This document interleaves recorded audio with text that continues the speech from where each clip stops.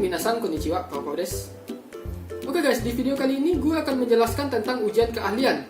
Ujian yang digunakan untuk mendapatkan visa Tokute Gino. Karena ada bermacam-macam syarat ya yang dibutuhkan untuk mendapatkan visa Tokute Gino. Nah, salah satu syarat untuk mendapatkan visa Tokute Gino ini adalah lulus di ujian bidang keahlian yang teman-teman ambil dan memiliki sertifikat minimal N4. Tapi kalau seandainya teman-teman itu lulusan Jisusei atau pernah magang ke Jepang, teman-teman nggak butuh dua syarat ini. Kecuali kalau seandainya teman-teman itu ingin pindah bidang keahlian. Nah, untuk visa Tokute Gino sendiri itu udah pernah gue jelasin ya di video sebelumnya, teman-teman bisa cek di sini.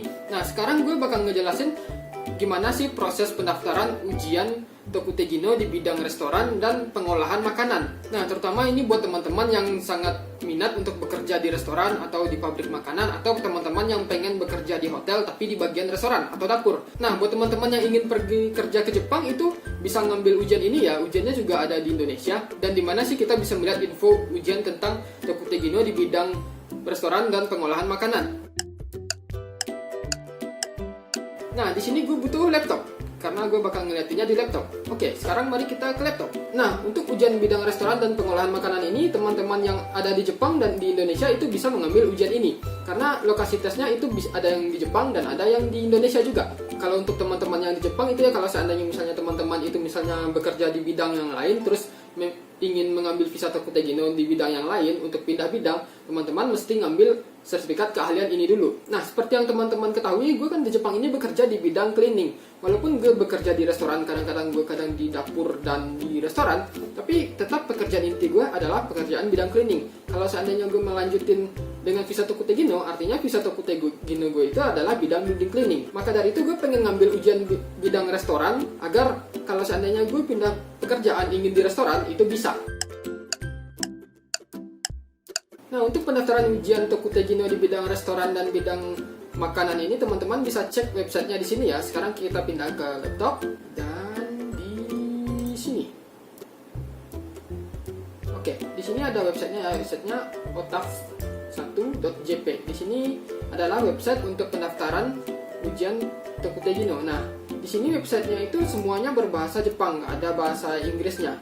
Nah, di sini gue bakal ngasih informasi dulu itu untuk schedule ujian tahun 2020 untuk yang di Jepang. Nah, untuk tes pertama itu ada di bulan Agustus ya. Dan itu sekarang udah berjalan, dan itu lokasi tesnya di kota-kota besar aja. Ada di Miyagi, Tokyo, Kanagawa, Aichi, Osaka, Fukuoka. Terus tes untuk keduanya itu adalah pertengahan Oktober. Dan tes ketiganya itu pertengahan Desember perencanaannya ya. Tapi sewaktu-waktu jadwal tes ini bisa berubah ya karena corona. Dan tempatnya itu memang cuma ada di kota-kota besar seperti ini, termasuk Fukuoka.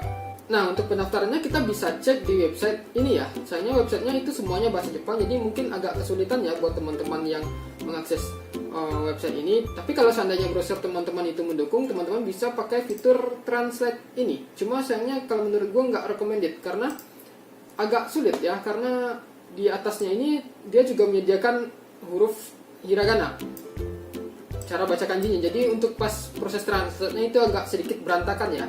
Nah, di sini ada informasinya ya yang bisa kita lihat. Di sini ada pengumumannya. Nah, di sini adalah pendaftaran untuk ujian dalam negeri atau di Jepang. Itu untuk yang restoran di sini sama untuk pengolahan makanan. Yang ini adalah untuk yang di luar negeri. Ini untuk restoran sama pengolahan makanan. Nah, di sini adalah shikenyote ya, atau perencanaan ujiannya. Itu di sini kita bisa lihat aja. Ini schedule yang tadi ya, yang gue liatin yang ini. Yang ini yang udah gue download dalam bahasa Inggris. Terus ini semacam bantuan ya. Ada beberapa pertanyaan bantuan. Help ya ibaratnya. Nah, di sini gue bakal nunjukin gimana proses pendaftarannya kepada teman-teman. Jadi buat teman-teman yang pengen daftar ujiannya itu bisa daftar dari sini ya, baik itu yang buat di Jepang atau di Indonesia. Nah, di sini kan gue udah daftar. Nah, sekarang gue logout dulu ya. Nah, untuk teman-teman pendaftaran yang barunya itu bisa pilih di sini ya. Di sini ada Shinkitoroku. Nah, pilih di sini.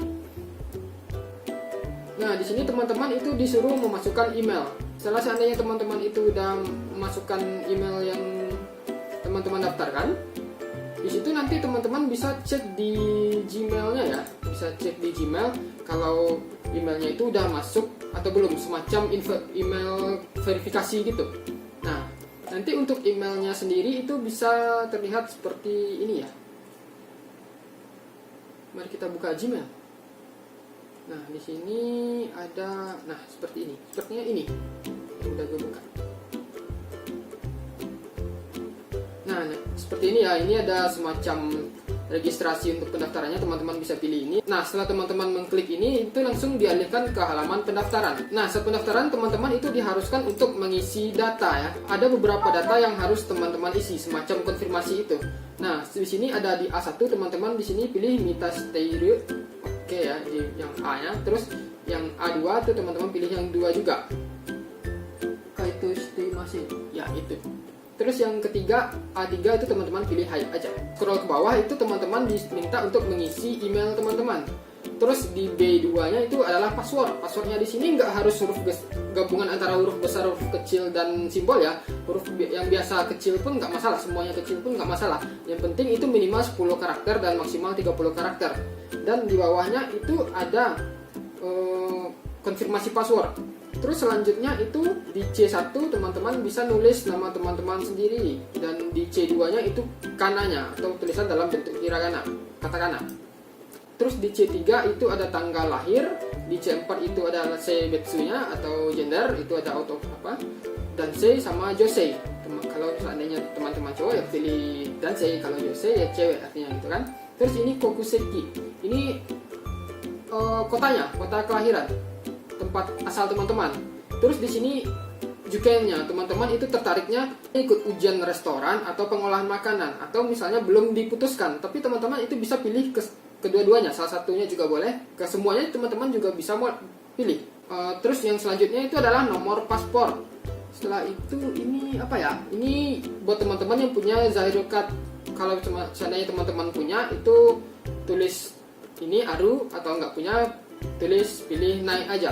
Terus kalau seandainya punya Zairo Card, statusnya apa? Kalau di sini kan gue pilih statusnya itu Jisusei ya.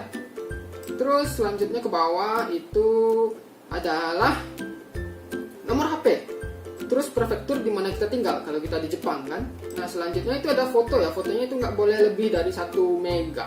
Terus selanjutnya ini kalau nggak salah gue apa ya?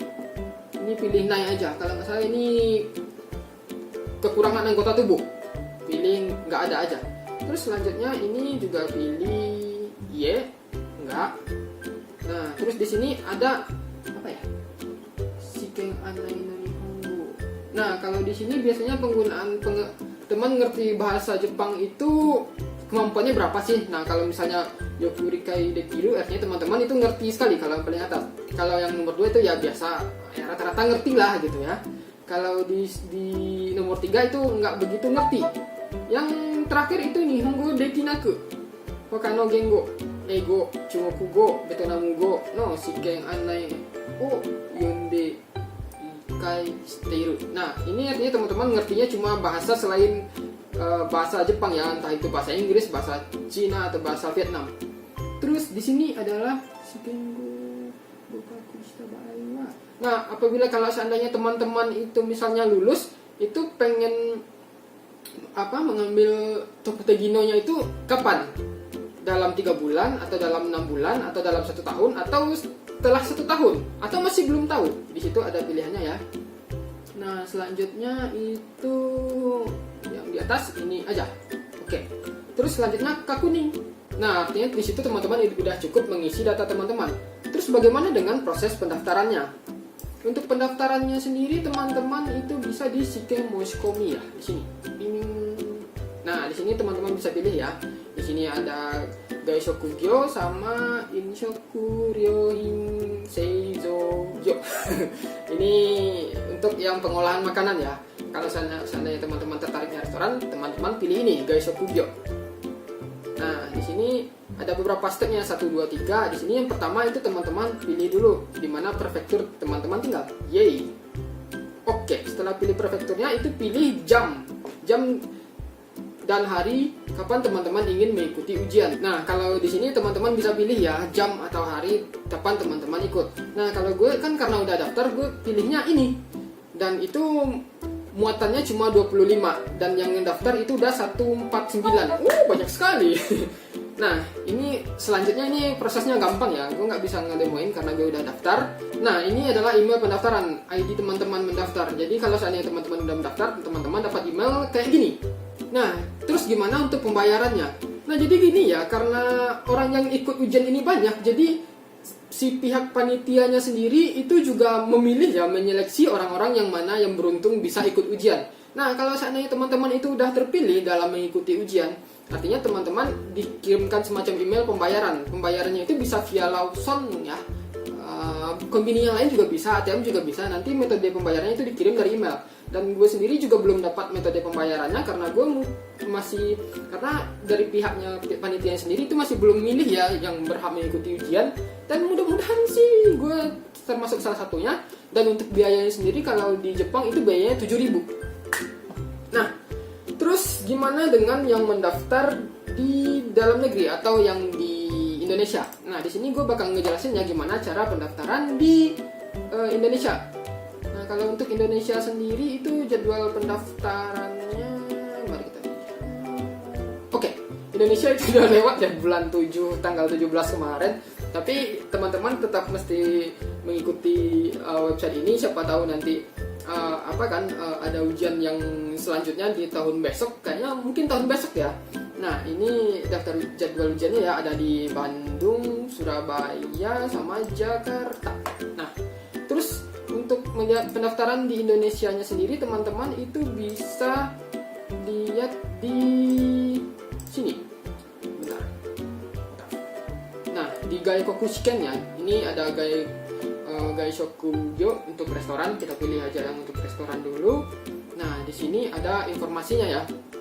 Untuk Indonesia, ini ada tesnya untuk tahun ini itu bulan 7 udah terlewat ya. Udah terjadi rupanya. Teman-teman tunggu itu aja.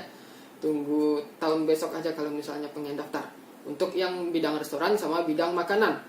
Terus, seandainya nih kan teman-teman udah daftar atau mungkin siap-siap dulu deh untuk daftar. Teman-teman itu bisa ambil bahan pelajarannya itu di sini. Teman-teman bisa pilih di sini ya. Di sini ada bahan pelajarannya itu untuk yang bahasa Jepang, bahasa Inggris, Vietnam, Central Kammer ini bahasa apa ya? Terus bahasa Vietnam. Dan maksudnya bahasa Myanmar. Soalnya untuk bahasa Indonesia sendiri itu nggak ada ya, karena mentok-mentok bahasa Inggris. Nah, tapi gue udah sempat daftar ya, gue sempat download yang dari bahasa Inggris itu udah gue terjemahin pakai aplikasi aja yang simple. Dan untuk terjemahannya sendiri ya nggak buruk-buruk amat lah, nggak jelek-jelek amat. Teman-teman bisa download, nanti gue kasih link downloadnya di deskripsi ya, dan teman-teman cek di situ aja. Oke. Terus untuk mendapatkan informasi yang pendaftaran ujian keahlian di Indonesia itu teman-teman bisa cek di website JFT Indonesia ya, yang Jakarta. Teman-teman di sini bisa pilih bahasa Indonesia untuk daerah Indonesia. Nah, di sini banyak sekali ya informasi-informasi ya yang bisa teman-teman dapatkan tentang ujian JFT, tentang keahlian untuk mendapatkan visa atau Kutegino. Di sini ada lokasinya di Jakarta, Surabaya, detail ujiannya kapan gitu kan, ada di sini. Dan itu biayanya sendiri ada Rp400.000. Teman-teman bisa cek ini ya, nanti untuk linknya gue tulis di deskripsi aja. Terus juga kalau seandainya di sini ada prosedur pendaftarannya ya, pokoknya semuanya di sini lengkap sekali. Dan di sini juga teman-teman kalau gue saranin ngikutin fanspage ujiannya JFT ini. Jadi teman-teman bisa dapat informasi yang update terus tentang seputar ujian JFT, gimana ujiannya, kapan aja apa daftar, dan tentang pendaftaran ujian yang baru itu bisa teman-teman dapatkan di sini gitu kan. Jadi teman-teman nggak kelewatan informasi tentang ujiannya. Jadi teman-teman bisa mempersiapkan diri untuk ujian dari segi kemampuan dan biaya, karena cukup mahal ya. Kalau di Indonesia itu 400.000 mahal ya, di Jepang juga 7.000 itu mahal sekali rasanya. Nah, oke ya, kayaknya seperti itu ya lebih kurang ya untuk pendaftaran ujian Tokutegino di bidang restoran dan pengolahan makanan. Dan kalau seandainya teman-teman masih bingung tentang ujian Tokutegino dan JFT ini, teman-teman bisa cek di video yang udah gue bikin sebelumnya ya. Dan itu di situ gue udah jelasin tentang Tokutegino sendiri. Nah, oke, sepertinya informasi yang gue berikan kali ini cukup. Jika seandainya teman-teman punya pertanyaan, silahkan tulis di komen. Mudah-mudahan informasi gue ini bermanfaat ya. Dan terima kasih udah nonton video ini sampai habis. Dan Sampai ketemu di video berikutnya. Kak. Kira-kira videonya gelap ya? Soalnya gue ngerekamnya malam.